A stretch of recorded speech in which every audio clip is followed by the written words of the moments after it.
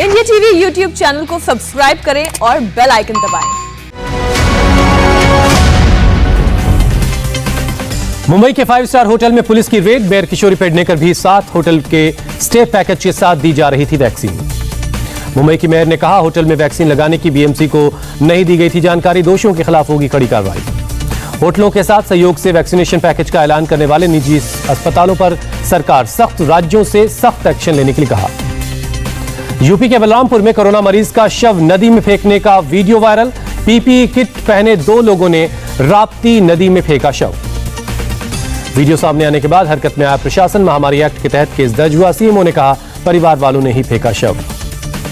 दिल्ली में 1800 किलो और इस्तेमाल किए गए ग्लव्स बरामद हुए। पुलिस ने मुंडका के कबाड़ी बाजार में मारा छापा।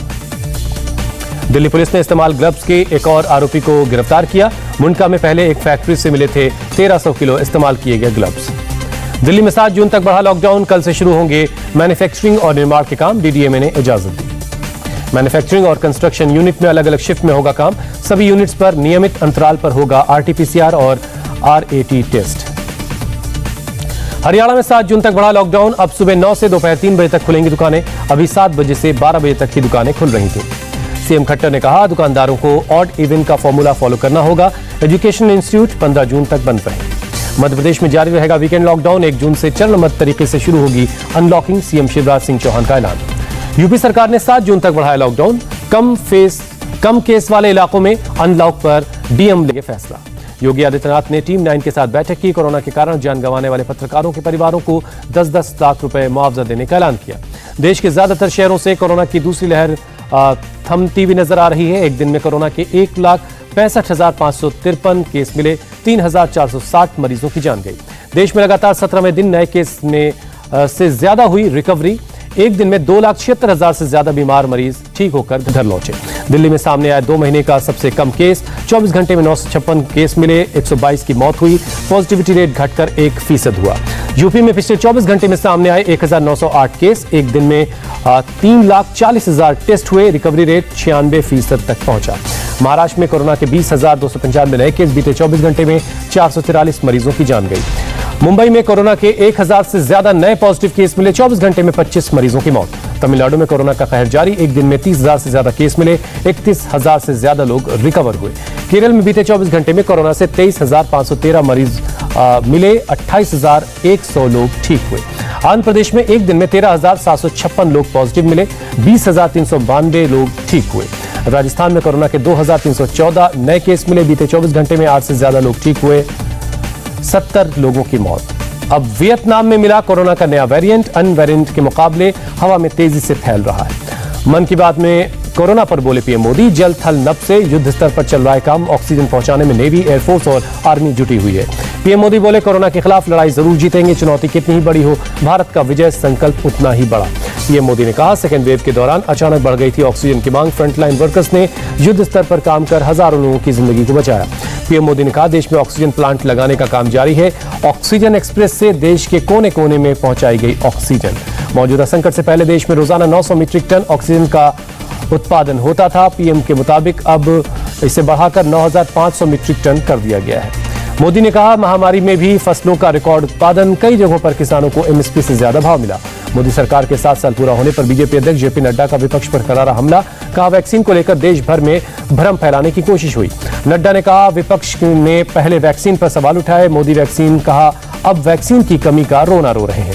नड्डा ने कोरोना काल में सरकार की उपलब्धियां गिनाई। कहा, 1 हफ्ते में ऑक्सीजन की किल्लत दूर हुई। लगाए जा रहे हैं 1500 नए ऑक्सीजन प्लांट। कोरोना काल में प्रभावित बच्चों के लिए पीएम का बड़ा ऐलान। पीएम केयर्स फंड से अनाथ बच्चों को मदद मिलेगी। अनाथ बच्चों के लिए हर महीने भत्ता और 23 साल के होने पर 10 लाख रुपए का फंड दिया जाएगा। फ्री एजुकेशन भी देगी सरकार।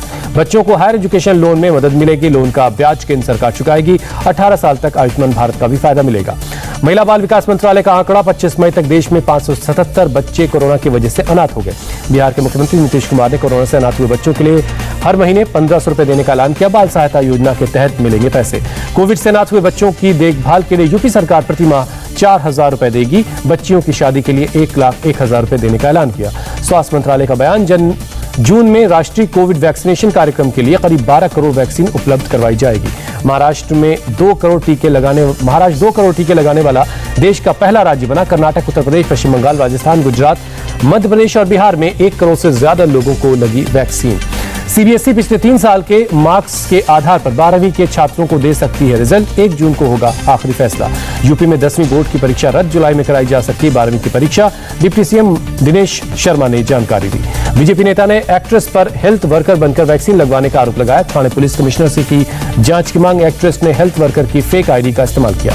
ब्लैक फंगस की इलाज में इस्तेमाल होने वाली एम्फेरोटेरिसिन बी इंजेक्शन की एक और खेप पहुंची भारत। अभी तक अमेरिका से आई 2 लाख इंजेक्शन। राजस्थान के जोधपुर में पाकिस्तान से आए हिंदू शरणार्थियों के लिए लगाया गया टीकाकरण शिविर।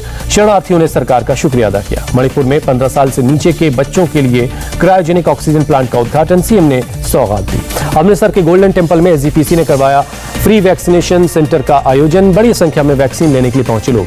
हिमाचल के मंडी से आई अनोखी तस्वीर। हेल्थ डिपार्टमेंट की टीम ने जेसीबी की मदद से चढ़ाई कर ऊंचे इलाकों पर किया लोगों का टीकाकरण।